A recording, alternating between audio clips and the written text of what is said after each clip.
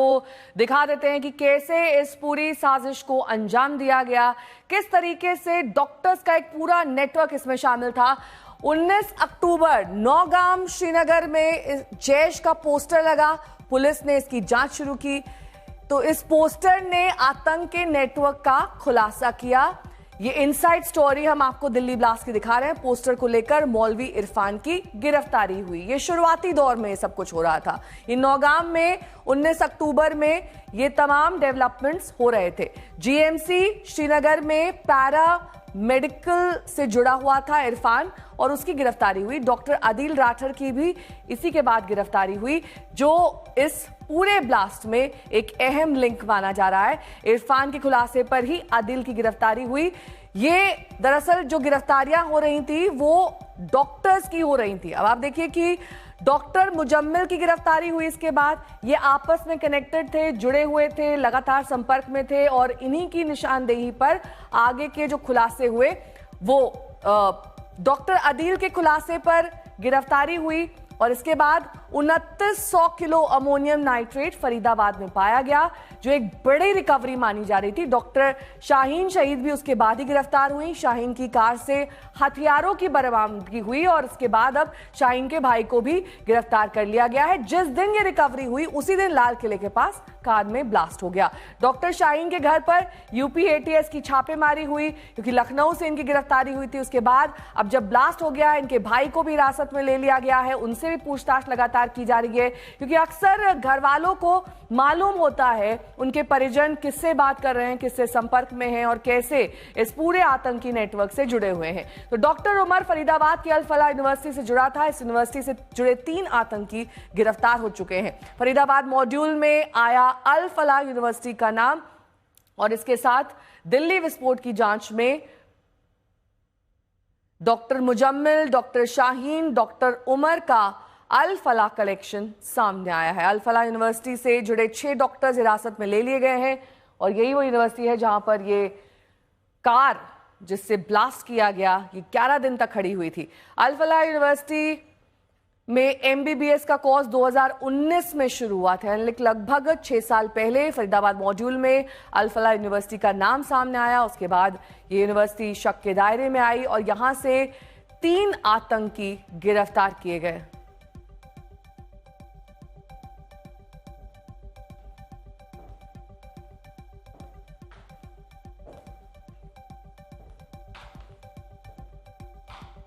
तो अल फलाह यूनिवर्सिटी में 40% कश्मीरी डॉक्टर्स हैं। अब सब पर शक की सुई है कि कौन इस आतंकी नेटवर्क से जुड़ा हुआ है, कौन नहीं है।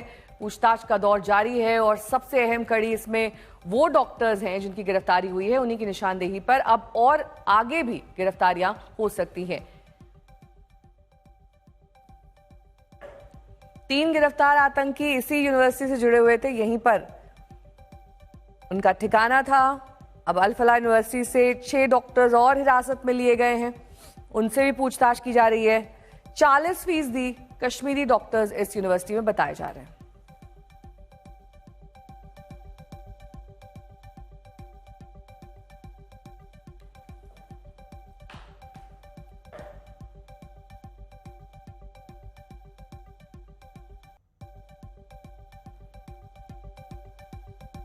अल फलाह यूनिवर्सिटी से मेरे सहयोगी आशुतोष इस वक्त जुड़ गए हैं तमाम जानकारी के साथ।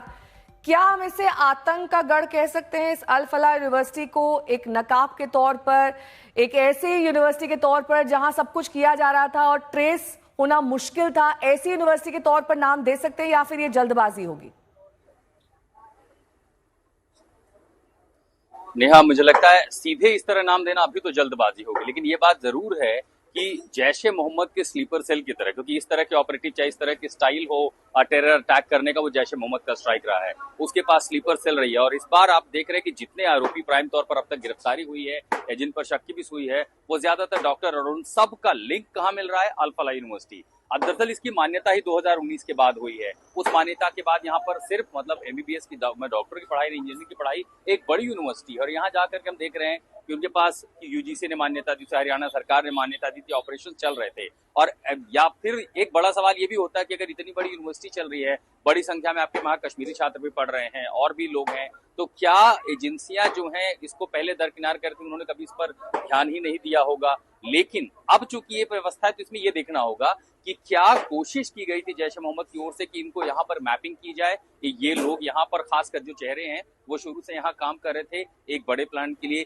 या फिर बाद में ये देखा गया कि जो लोग यहाँ पर अब तक जो चेहरे सामने आए हैं उनका कश्मीर से लिंक रहा, उनका पुलवामा से लिंक रहा, और उसके बाद जैश ए मोहम्मद ने उन तक पैठ बनाई, और उसके बाद डॉक्टर शाहीन से लेकर के मुजम्मिल हो, उमर हो, इन सब को बाद में धीरे धीरे रेडिकलाइज करके या फिर यंत्र तंत्र सभी कारणों से इनका इस्तेमाल किया गया। कुल मिलाकर के आतंकी गतिविधियां जो अब तक हुई हैं उसका केंद्र यूनिवर्सिटी जरूर रहा है। अब यहाँ पर 52 लोगों से अब तक पूछताछ हुई है, उन 52 में क्या गिरफ्तारियों की संख्या बढ़ेगी, और भी जो दूसरे छात्र हैं जिनका कहीं ना कहीं कोई लेना देना है, जो वाइस चांसलर है उनसे तक यहाँ पर पूछताछ हुई है, बातचीत हुई है, अभी पूछताछ का सिलसिला जारी है। क्या इस कॉलेज के प्रीमाइसेस का भी इस्तेमाल हुआ था? देखिए, जो गाड़ी है डॉक्टर उमर की, जो उमर था वो निकला था, ये भी कहा जा रहा है कि उसकी गाड़ी काफी समय तक यहाँ थी, यानी 4 से 5 दिन तक वो गाड़ी इसी कैंपस में, ठीक मेरे पीछे अल-फलाह यूनिवर्सिटी में भी रखी गई थी। तो जो गाड़ी यहाँ पर थी, क्या मैनेजमेंट ऊपर लेवल पे जो ट्रस्टी हैं, जो बोर्ड है, क्या उनमें से भी किसी को पता था इसके बारे में, और कितने लोग? तो जाहिर है जब तक पूछताछ नहीं होगा वो इंटरोगेशन एक सही मुकाम तक पहुंचती है, देखना कि कहीं ना कहीं ये पूरा अभी तक तो केंद्र रहा है जहां साजिश रची गई, लेकिन क्या ये पूरी यूनिवर्सिटी ही साजिश रचने में शामिल थी, ये तभी कहा जाएगा जब एजेंसियां किसी नतीजे पर पहुंच पाएंगी। लेकिन चूंकि तार यहीं से जुड़ रहे हैं, जितने कनेक्शन अब तक सामने आए हैं वो या तो कश्मीर या फिर अल-फलाह यूनिवर्सिटी या फरीदाबाद में, तो जब पूछताछ उन कड़ियों को जोड़ा जाएगा कि ये जो लोग हैं किसी खास मकसद से यहीं पर पहुंचे थे, वो यहाँ पर फैकल्टी मेंबर थे, या वो मकसद था, या यहाँ रहते हुए आतंकियों ने इन तक पहुंच बनाई, क्योंकि जिस डॉक्टर शाहीन का नाम सामने आ रहा है वो कहीं ना कहीं जैश ए मोहम्मद के एक बड़े ऑपरेटिव की तरह काम करती नजर आई है। और इस तरह के बड़े ऑपरेटिव अगर हमने पिछले आतंकी घटनाओं में देखा हो, वो अलग अलग जगहों पर होते